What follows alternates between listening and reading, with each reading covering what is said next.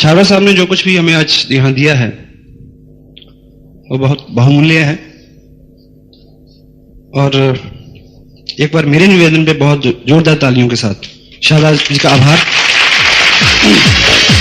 ताकि वो बार बार आपके बीच आए और आपको जगाएं और वो सब दें जिसकी आपको जरूरत है। अभी हम जो बात करेंगे उसमें आपको बिजनेस भी समझ आएगा, और आपकी जो दैनिक जीवन है, जो पारिवारिक हो या सामाजिक हो, उसमें भी आपको आपका आनंद बढ़ेगा। तो कुछ समय देने के लिए तैयार हैं हम सब? छाबड़ा साहब ने सभी को जगाया है या नहीं अभी? हाँ जी, जगा दिया जी। किसी गलत व्यक्ति को तो नहीं जगा दिया? एक बार यहां से कश्मीर मेल चलती है जी, अपना नई दिल्ली से अमृतसर के लिए रात को 10:30 बजे। सियालदा है या कश्मीर मेल है? 10:30 बजे चलती है गाड़ी। एनीवे, जम्मू तभी है, अमृतसर जाती है। हाँ जी, जम्मू जाती है। हाँ, उसी गाड़ी का किस्सा है कि एक सज्जन थे, वो टिकट लेके लेट गए स्लीपर के ऊपर, और उन्होंने बोला कि भाई मुझको अमृतसर जाना। गाड़ी वो अमृतसर खत्म होती है सुबह 5 बजे जाके, फ्रंटियर शहर। Thank you. तो उन्होंने बोला कि टीटी को ऐसा कि भाई मुझे जाना है अमृतसर, और सॉरी, उन्होंने बोला कि मुझे अंबाला उतरना है और ट्रेन जाएगी अमृतसर, और मुझको जगा देना सुबह जब अंबाला पहुंचेगी करीब 2 बजे। तो टीटी ने बोला कि जगा दूंगा, और उन्होंने, टीटी निकल गया। तो दोबारा जब टीटी लौट के आया तो उन्होंने फिर टीटी को पकड़ लिया कि देखो भाई ठीक से जगा देना मेरे को, मैं बहुत सोक्कड़ और भुलक्कड़ किस्म का आदमी हूं, मेरे को बड़ी समझ, और बहुत सोक्कड़ और भुलक्कड़ किस्म का आदमी हूं, मेरे को बिल्कुल जगा देना अच्छे से। कहता जगा दूंगा यार, क्यों जिद क्यों कर रहा? तो 3-4 बार बोल दिया। टीटी बड़ा झुंझला गया, कहता देखो झुंझलाओ मत, मेरी ये कमी है, मजबूरी है, आप मेरे को नीचे उतार देना बस ट्रेन से, मैं कहूँ कि नहीं उतरना तब भी उतार देना, मेरा स्वभाव ऐसा है, मेरा सामान फेंक देना, मेरे को चढ़ने मत देना दोबारा। टीटी ने भी सोचा कि अजीब आदमी है। तो सुबह 5 बजे जब अमृतसर गाड़ी पहुंचती है तो वो व्यक्ति उठता है, उसको स्वीपर उठाता है आगे, झाड़ू पोछे वाला। तो वो दिखता है कि अमृतसर आ गया, और टीटी ने मेरे को जगाया नहीं, और वो नीचे उतर के आता है। तो जब सभी टीटी लोग जहां चाय पी रहे हैं, सुबह 5 बजे का वक्त है, गुरुद्वारे से आवाज आ रही है गुरबाणी की, तो वो गालियां देता है टीटी को बहुत बड़ी बड़ी। ठीक है, तो बाकी टीटी लोग कहते हैं कि भाई तेरे को क्यों गालियां दे रहा, इसने आपकी ड्यूटी लगाई थी कि जगा देना और आप भूल गए, तो इसमें ऐसी क्या बात हो गई? सबको जगाना तो हमारी ड्यूटी नहीं है, लेकिन वो बहुत गालियां दे रहा है, और टीटी बिल्कुल विनम्र होकर सुन रहा है, बिल्कुल उसको कोई शुबा नहीं, कोई उसके गिला नहीं हो रहा। तो टीटी ने उनके साथी ने बोला कि तुम चुप क्यों हो भाई? कहता भाई ये क्या गालियां देगा, गालियां तो वो दे रहा होगा जिसको मैं अंबाला उतारा है। उसने कहता कि मेरे को बड़ा बोला कि मेरे को अमृतसर जाना है, मेरा सामान नीचे मत फेंको। तो हाँ जी, कोई ऐसा तो नहीं है जो गलत जगह उतार दिया छाबड़ा साहब ने? सब सही जगह है जी, यू आर मोस्ट वेलकम। बाबा फरीद का एक, कहते हैं उसको, काफी है, उसका एक शेर है, कहीं आप सुना होगा आपने। कागा नैन निकास के पिया पास लियो जा, कागा नैन निकास के पिया पास लिए जा, पहले दर्श दिखाई के पाछे लीजिए खा। इसके अर्थ है, कौवे को बोलते हैं कि ये मेरी जो आंखें हैं इसको निकाल के मेरे प्रीतम के पास ले जा, जब मैं उनको देख लूं फिर इसको खा लियो। इस तरह की कमिटमेंट है अपने अंदर जीत के लिए, इस तरह का जज्बा है। हाँ जी, सिर्फ जज्बा चाहिए। अभी एजुकेशन की बात हो रही थी, अपने चीफ मिनिस्टर हैं हरियाणा के भजनलाल जी। हाँ जी, अभी नहीं है लेकिन है, फिर आ जाएंगे। वो वहां पिछले 25 साल से अदला-बदली देख रहा हूं मैं। एनीवे, तो उनकी क्वालिफिकेशन के बारे में आपको नहीं पता होगा शायद, महाराजा रणजीत सिंह की क्वालिफिकेशन के बारे में आपको नहीं पता होगा, अकबर की क्वालिफिकेशन के बारे में आपको नहीं पता होगा। क्वालिफिकेशन से कुछ नहीं होता, जज्बों और इरादों से होता है। और आप सब आम आदमी हैं जी, या खास भी है कोई बैठा हुआ यहां? मैं तो आम हूं, आप क्या मानते हैं? आम आदमी हैं जी। ब्रक हेजिस एक बहुत बड़े एंटरप्रेन्योर हैं वर्ल्ड के, उन्होंने बहुत सारी किताबें लिखी हैं, कभी मिले तो पढ़ना। एक बुक है उनकी, यू कॉर्पोरेट। उसमें वो लिखते हैं कि कॉलेज में जब ए क्लास स्टूडेंट होते हैं, ए क्लास, वो उस कॉलेज में प्रोफेसर बन जाते हैं। लॉ कॉलेज की बात करते हैं, लॉ कॉलेज में ए क्लास स्टूडेंट क्या बनते हैं? Law professor. और बी क्लास स्टूडेंट होते हैं वो जज बन जाते हैं। और सी क्लास स्टूडेंट जो होते हैं वो छोटे मोटे वकील बनते हैं, लेकिन बाद में वही प्रधानमंत्री का या राष्ट्रपति का इलेक्शन लड़ते हैं। आपने देखा हुआ बहुत सारे, जब चुनाव के दिनों में पोस्टर छपते हैं ना, तो लिखा होता है फला फला फला एडवोकेट। तो एडवोकेसी पता नहीं वो दस्ती होती है या कागजी होती है, आई डोंट नो, पर उनमें क्या होता है जी? जज्बा होता है, और उनमें जोश होता है, या उनमें प्रतिभा होती है। योग्यता और प्रतिभा अलग अलग चीजें हैं जी। योग्यता जो है वो बहुत से पीछे ऐसे संस्कार होते हैं कि आप ऐसे ठीक परिवार में जन्म लें जहां पे एजुकेशन का एनवायरनमेंट हो, ठीक है, आप पढ़ लिख जाए, ठीक है, आपकी कोशिश रही उसमें रहेगी निस्संदेह, लेकिन ऐसा हालात आपको मिले कि आप पढ़ते जाएं और आप BA MA PhD कुछ भी कर लें, लेकिन ठीक अलग उसके विपरीत हालात हो तो आप नहीं पढ़ सकते ना जी। होता है जी ऐसा? हाँ जी, होता है ना जी। तो अगर वैसा हो गया हो किसी के साथ तो डोंट वरी। आज आप ऐसी प्लेटफॉर्म पे हैं जहां पे आज आप अपना हर गुस्सा निकाल सकते हैं। गुस्सा मैं राइट सेंस में कह रहा हूं। इस ऑर्गेनाइजेशन को उन लोगों की जरूरत है जिनको गुस्सा आता है, लेकिन वो गुस्सा जो गुस्से को मैनेज कर लें और उसको पॉजिटिव वे में निकालें। ठीक है जी? गुस्सा है, गुस्सा जोश जो भी है उसको किस तरह से कन्वर्ट करें हम, ताकि हमारे जीवन में वो सब आ सके जिसकी हमें ख्वाहिश है। किसी लोग शुरू में ये सोचते हैं कि भी मैं तो स्मार्ट नहीं हूं, या मेरे से ऐसा कैसे होगा। अभी सुरेश भाटिया जी स्टेज पे थे, उनको भी किसी ने स्पॉन्सर किया है, और जिन्होंने स्पॉन्सर किया है वो शायद एक आम सा आदमी हो, वो शायद इस फंक्शन में भी ना हो, और मुझे भी किसी ने स्पॉन्सर किया है। यस, यही बात है। तो यदि आप चलते रहेंगे तो आप भी कभी ना कभी सुरेश भाटिया और अत्री जी और विनोद जैसी किसी व्यक्ति को स्पॉन्सर कर देंगे। चलते रहेंगे तब, चलते रहेंगे जी, चलते रहना है। और मेरे को बड़ी खुशी हो रही है इस बात की कि आप सब लोग, विनोद जी और अत्री जी, ऐसे लीडर की सशक्त लीडरशिप, डायनेमिक लीडरशिप के साथ के नीचे अनुभवी लोगों के साथ काम कर रहे हैं। और आने वाले जो कुछ महीने हैं उन दिनों में ये बिजनेस बड़े उफान पे होगा। फरीदाबाद का नाम होगा पूरे हिंदुस्तान के अंदर के फरीदाबाद में जो हो रहा है, देखो क्या हो रहा है। तो इस शहर में अगले 2 साल में बहुत सारी कारें खरीदी जाएंगी, बहुत सारे मकान बनेंगे। तो निश्चित रूप जो लोग आज यहां पे हैं, आपका नंबर पहले पड़ेगा जी, बशर्ते कि आप तब तक चलते रहें। चलते रहेंगे जी? यस। तो चलते रहने से पैसा आता है। और अभी संक्षेप में कुछ पॉइंट्स में आपके साथ जो है वो डिस्कस करना चाह रहा हूं कि कहीं अटक रहा हो किसी का काम। बहुत सारी बातें उल्लास और उत्साह और ताली बजाओ और ये सब चीजों की बातें होती हैं। जो लोग पहली बार इस तरह की ऑर्गेनाइजेशन में आते हैं, इस तरह के इन्वायरमेंट में आते हैं, तो उनको लगता है कि पता नहीं कहां आके बैठ गए। देखिए, आप सब सहमत हैं कि जो अमीर हैं वो अमीर ही बनते जा रहे हैं। हाँ जी, मैं सहमत हूं। गरीब गरीब ही बनता जा रहा है, यही सच है, ये ऐसे ही रहेगा। इसमें किसी वैज्ञानिक की या किसी की चाल नहीं है जी, क्योंकि गरीब गरीबी के बारे में सोचता है इसलिए गरीब हो रहा है, अमीर अमीरी के बारे में सोचता है इसलिए अमीर हो रहा है। और जिस दिन आप खुशी और उत्साह के बारे में सोचना शुरू कर दोगे, आनंद के बारे में सोचना शुरू कर दोगे, पैसे से कोई खुश नहीं हुआ जी आज तक।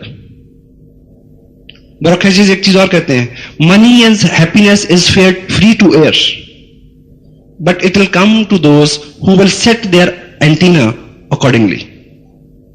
पैसा और खुशी हवा में बह रही है। देखिए, अगर शुरू में आज तो सिस्टम दूसरा हो गया। जब आज से 15 साल पहले हम टीवी लगाते थे तो शाम को छत पे जड़े लोग मिलते थे, वो घुमाते थे उसको कि सिग्नल नहीं आ रहा जी। वो सारी पिक्चर तो, आवाज तो बाई एयर फ्री थी सबके लिए, लेकिन जिसका एंटीना ठीक दिशा में सेट होगा उसी के पास आएगी जो पिक्चर वो। तो पैसा भी इसी तरह से है, कामयाबी भी इसी तरह से है। यदि हमारी सोच आज खुश रहना शुरू करते हैं, आज से आप प्रिंसिपल बना लें, तो खुशी आकर्षित होती जाएगी आपकी तरफ। ये मनोवैज्ञानिक सच है। कभी आपको पढ़ने को मिले तो एक किताब है जिसको जोसेफ मर्फी उसके राइटर हैं, और उसका नाम है power of your subconscious mind. बड़ी जल्दी उनका हिंदी एडिशन भी आने वाला है, ठीक है। और इत्तेफाक यह है कि अगर आप बहुत सारा नहीं पढ़े हैं और बहुत सारा नहीं पढ़ना चाहते हैं तो यहां आते रहे ऐसे सेमिनार्स में, ठीक है।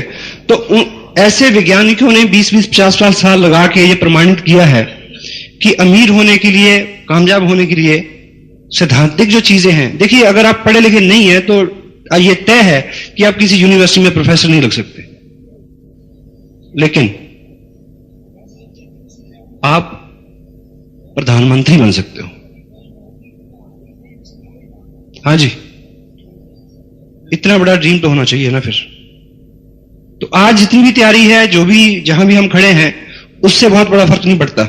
आप कहां से आए हैं उसका कोई मतलब नहीं है। आप कहां जा सकते हैं उसका मतलब है, और जाएंगे उधर जिधर अपना रुख होगा। तो आज आपका रुख एक ऐसी अपॉर्चुनिटी की तरफ है जिसने हजारों ऐसे एग्जाम्पल पैदा किए हैं हिंदुस्तान में।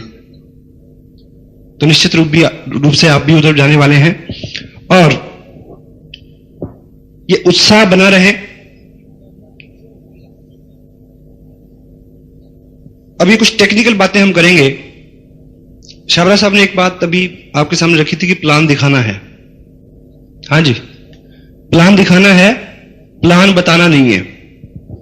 तो प्लान दिखाने से अभिप्राय क्या है? कितने लोग हैं जो हाथ से ड्रॉ करके किसी को प्लान दिखाते हैं? मैं सीधा है, हाथ से ड्रॉ करके किसी को प्लान दिखाते हैं। अब देखिए, प्लान बताने में और दिखाने में एक मनोवैज्ञानिक अर्थ है, इसको समझने की कोशिश करें। जब मैं किसी को प्लान बताता हूं तो उसको लगता है कि मैं बोल रहा हूं, वो सुन रहा है, क्योंकि जब भी कोई आदमी मुंह खोलता है तो सामने वाले को एक मैसेज आता है कि इसमें इसका कोई स्वार्थ है जो बोल रहा है। तो जब मैं किसी को बताता हूं तो मैं उसको संबोधन करता हूं। जब मैं उसको ड्रॉ करता हूं तो वहां एक थर्ड पार्टी होती है, क्योंकि मैं वहां एक मैन्युफैक्चरर बनाता हूं, मैं एक कस्टमर बनाता हूं, मैं एक कंपनी बनाता हूं, आरसीएम लिखता हूं। तो तब वो उससे बात कर रही होती है, जबकि बोल मैं रहा होता हूं। इन चीजों में इसीलिए वो आपकी बात सुनते ही एकदम रिएक्ट करता है। होता है जी? सहमत है आप? अगर सहमत ना भी हो तो कोई बात नहीं, लेकिन रिजल्ट इससे आएगा, प्लान दिखाने से आएगा, ठीक है।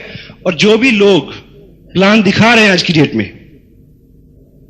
वो चाहते हैं कि मार्च महीने की 15, 16, 18 तारीख के बीच जो आपका चेक का है वो इस फरवरी से डबल हो। तो एक कोशिश करें जी, अगर आपकी डाउनलाइन में 5 लोग प्लान दिखा रहे हैं तो 28 फरवरी से पहले उनकी संख्या 15 कर दो। उनको बिठाओ, उनके सामने 10 बार प्लान दिखाओ। MLM, manufacture, consumer, distributor, this blah blah blah. 5 साल पहले, 2.5 साल पहले कंपनी शुरू हुई, 5 लाख लोग जुड़े, अराउंड 20 करोड़ रुपया बटा। आरसीएम कंसेप्ट का नाम है। 1300 रुपए लेकर 3000 रुपए तक की 18 किट, ठीक है। आप जुड़े, 2 लोग जोड़े, 5000 पे 10%, 10 पे 12.5, 15, 18, 20, 25, 30, ठीक है। दोनों लग 30, 6% रॉयल्टी, 21,000 इनकम, दोनों 30 पर 3 महीने सस्टेन करेगी, 40,000 से प्लस, ब्ला ब्ला ब्ला। कितने मिनट लगे? अपने ग्रुप में अगर 5 लोग हैं तो उनको 15 कर दो। अगर खुद नहीं सीखा है तो उसको पकड़ लो जो भी नजदीक है, जो आपको सिखा सकता है। सुबह, दोपहर, शाम, कभी भी प्रैक्टिस से होगा जी। सीख लेंगे जी? कितना इसमें हुनर चाहिए मुझे बताइए। और कोई आदमी आपको नहीं पूछेगा कि आप इसको जानते हैं या आपने रट्टा मारा हुआ है। हाँ जी, कोई पूछता है जी? ठीक है, तो ये बात हो जाएगी। ये काम देखिए, हाँ नाम में जवाब देते रहिए, हो जाएगा जी? यस। और इसके आगे देखिए, इनविटेशन की बात आती है कि आप लोगों को इनवाइट करते हैं कि आप उनको उनका प्रोजेक्ट, उनका प्लान देख लें। तो लोग आ जाते हैं जी आराम से? नहीं आते जी? क्या कहते हैं जी आप उनको? हाँ जी, ऐसे बहुत प्लान देखे हैं, तो उनको प्लान मत दिखाना। देखिए, कोई चीज, हर चीज आपके लिए उसी तरह से काम करे, ये मैं गारंटी नहीं देता, लेकिन उसमें नए नए तरीके खोजे जा सकते हैं। अगर कोई आप ही के सेक्टर में कोई व्यक्ति रह रहा है और वो आपके घर उठ के आए, बड़ा दूर होगा ना, बड़ा काफी फासला हो गया, 2-4 मीटर का या गज का या ना 1 किलोमीटर का, एक व्यक्ति को मैं बुलाता हूं, वो कहां से आता है, करीब वो 150 किलोमीटर चल के आता है, लेकिन मैं उसको क्या बोलता हूं, मैं उसको बोलता हूं कि मेरे एक फ्रेंड है, वो एक बहुत बड़ी मिल है भीलवाड़ा में, उसके डिस्ट्रीब्यूटर हैं। ठीक, झूठ तो नहीं बोला मैंने? हाँ जी, झूठ तो नहीं बोला। और उनको मैंने बोला कि वो जो डिस्ट्रीब्यूटर हैं वो उस कंपनी के जो मालिक हैं उनके बड़े करीब हैं। गलत तो नहीं कहा? ठीक कहा जी। और वो आपके एरिया में एक डिस्ट्रीब्यूटरशिप देना चाह रहे हैं, क्योंकि उस एरिया में पहले कोई नहीं है, या है तो, लेकिन आपको, मैंने आपके बारे में उनको बताया, आपकी बैकग्राउंड के बारे में, तो वो कहते कि हाँ, और उसमें कोई आपकी इन्वेस्टमेंट भी नहीं होगी, लेकिन आपको एक दिन निकाल के इसको चेक करने आना पड़ेगा। तो वो दुकानदार आदमी है जी, कभी दुकानदार बंद करता है दुकान? नहीं करता ना जी। उस आदमी ने दुकान बंद की, शटर लॉक किया, जलंधर से कैथल तक वो आया और देख के चला गया। अब वो ज्वाइन करे या ना करे, काम करे या ना करे, मेरा काम क्या था, एक इनविटेशन देना ताकि वो उसको देख ले।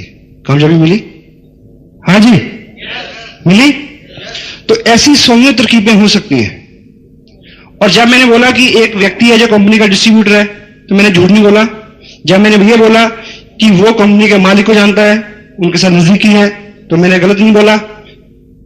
लोकचंद छाबड़ा जी के बारे में मैंने जिक्र किया तो मैंने गलत नहीं बोला। कुछ भी गलत बोले बिना मैंने उससे फैक्ट बताए उसको सारे।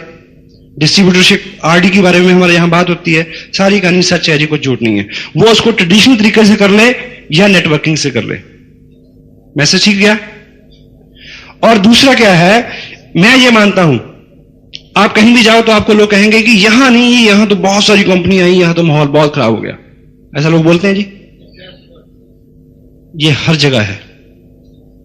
और मैं इस पीरियड को नेटवर्क के लिए सबसे हेल्दी समय पीरियड मानता हूं जी, क्योंकि लोग ऊब चुके हैं गलत चीजों से। आप उनको सही चीज दिखाओ, उनकी समझ में आएगी, पर दिखानी आपको पड़ेगी। यदि आप ये मान चुके हैं कि बहुत कुछ हो चुका है, बहुत सारी कंपनियां आ चुकी हैं, जा चुकी हैं, ये है ब्ला ब्ला ब्ला ब्ला, तो आप घर बैठोगे। आपको यह विश्वास होना चाहिए कि आपके पास जो चीज है वो इस धरती पे सर्वश्रेष्ठ चीज है। आप जो नेटवर्किंग के माहिर हैं, आप मेरे सामने बिठाओ उनको किसी में से।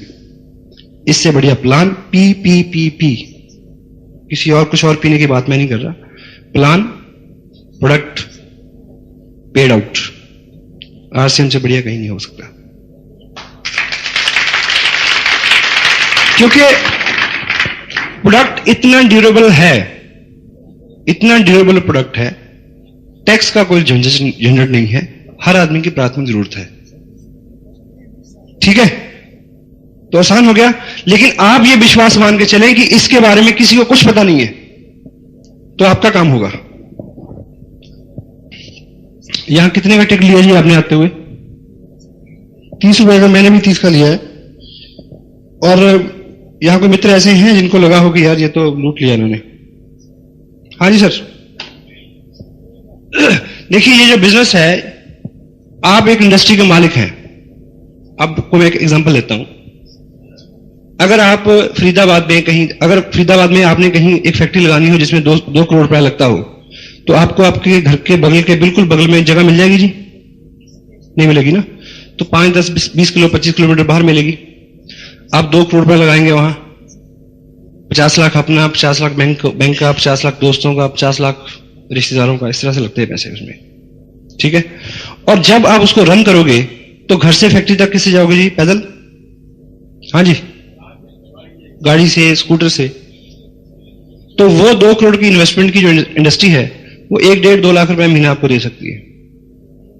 लेकिन वो 2 करोड़ रुपए इन्वेस्ट करने के बाद भी रनिंग एक्सपेंस, पेट्रोल, वो सब चीजें तो आपको जेब से खर्च करनी है जी। ठीक है। तो 2 लाख रुपए की इनकम लेने के लिए यहां केवल रनिंग एक्सपेंस ही तो लग रहा है, इन्वेस्टमेंट तो है ही नहीं। अगर वो भी आप करने के लिए तैयार नहीं है, सॉरी। हाँ जी, इतना तो हम सब कर सकते हैं जी, नहीं कर सकते?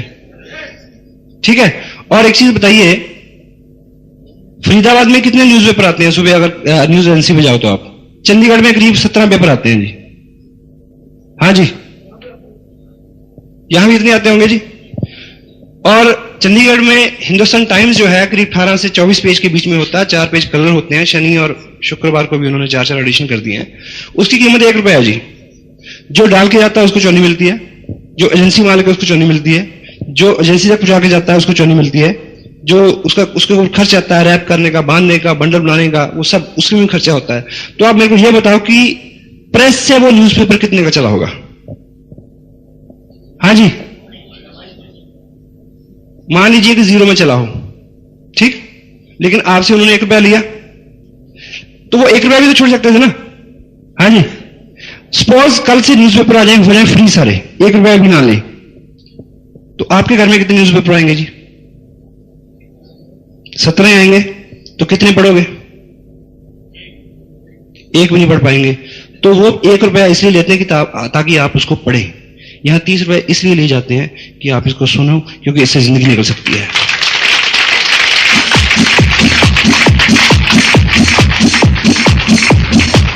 एक पिछले टाइम में राजा होते थे जी, राजा के साथ यहां एक ज्ञानी पुरुष होता था, जैसे अकबर के साथ बीरबल था। तो वो जो ज्ञानी पुरुष था, राजा ने बोला कि भाई ऐसा कि आप वृद्ध हो गए हैं, ऐसा करो कि जितना भी ज्ञान आपके पास है वो लिख दो, ताकि आने वाली जो जनरेशन हैं उसके वो काम आ जाए। उन्होंने लग के 10, 15, 20 ग्रंथ लिख दिए। तो राजा ने बोला कि इतना टाइम आगे किसी के पास हो या ना हो, आप इसको थोड़ा कंपाइल करो, कम करो इसको। उन्होंने 1 किताब लिखी, बोला कि इतना भी नहीं है, आप 1 पेज में करो इसको। 1 पेज में भी कर दिया। कहते नहीं जी, 1 शब्द लिखो, बस 1 वाक्य में पूरा करो। तो उन्होंने लिखा, there is no free lunch. यहां कुछ भी मुफ्त नहीं होता इस दुनिया में, क्योंकि जो भी मुफ्त होता है उसकी कीमत नहीं होती। वो चीज बिकती नहीं है जिसकी कोई कीमत नहीं है। एग्री है? और दूसरी बात है कि कंपनी, आप मेरे को एक सज्जन कहते हैं कि ये जो किताब आप 20 रुपए की देते हो, कि कंपनी 20 रुपए की किताब नहीं दे सकती? मैं कहा बिल्कुल दे सकती है। और जो 25 रुपए की टेप है, जो कंपनी नहीं दे सकती? दे सकती है जी। तो मैं कहा कि मैं ऐसा सजेशन भेजता हूं, रिक्वेस्ट करता हूं कि शायद वो अगली बार से फ्री आ जाए आपके पास। पर मैं कहा मेरे को एक चीज बताओ,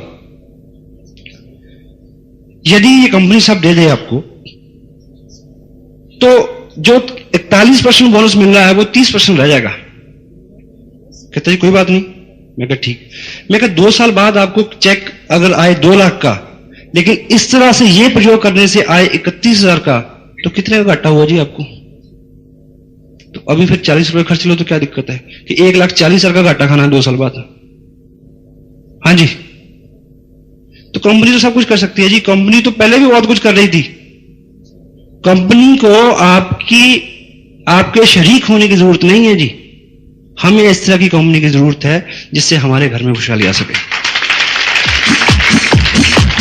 और बहुत सारी कंपनियां हैं, वो बहुत कुछ देती हैं। देखिए, ये उल्टा बिजनेस है। अगर जब भी कोई आदमी इस बिजनेस की कंपैरिजन बाहर वाले बिजनेस से करता है, तो उससे एक ही बात पूछ लो जी, कि वहां कपड़ा खरीदने से पैसे नहीं मिलते। उल्टा हो गया ना? तो इसलिए यहां सब कुछ उल्टा है। बर्दाश्त करें, थोड़े दिन हमारे साथ रहे, आप कंफर्टेबल हो जाओगे।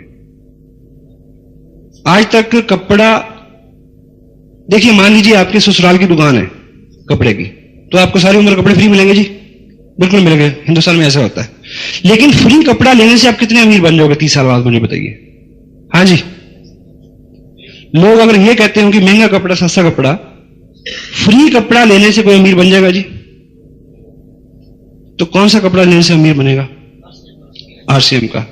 तो जितने भी प्रश्न हैं घूम फिर के वहीं आते हैं कि ये टोटल इंडस्ट्री है, इसको अगर हम बाहर से कंपैरिजन करते हैं, जो आप करते हैं, जो कोई करता है, तो पीछे लौट के ये देखने की जरूरत है कि यहां पे हर चीज उस एंगल से नहीं देखी जाती जिस तरह से हमारी ट्रेनिंग है।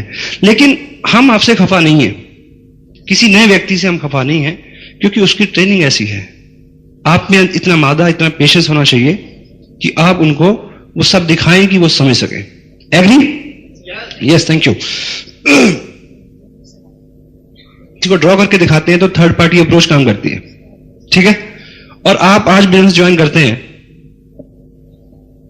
वर्ल्ड वाइड एक बहुत बड़े लीडर हैं इस तरह के नेटवर्क कंपनी को लेके, जहां कहीं से उनका अपना एक्सपीरियंस है। उनका जो मानना है, और आपके सामने भी, आपकी ऑर्गेनाइजेशन में कोई ऐसा आदमी आया होगा जिसने साइन किया होगा, साइन करते उसने बोला कि भी ये बताओ कि जबलपुर में कैसे चल रहा है बिजनेस, मेरे वहां ससुराल है।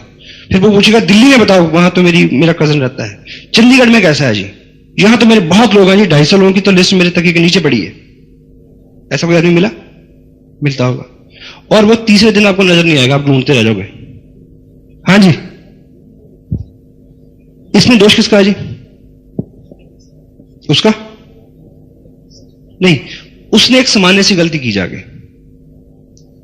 क्योंकि इस बिजनेस में एवरेज आदमी जो नया आदमी जिसने साइन किया है, वो उसकी उम्र पता कितनी होती है जी?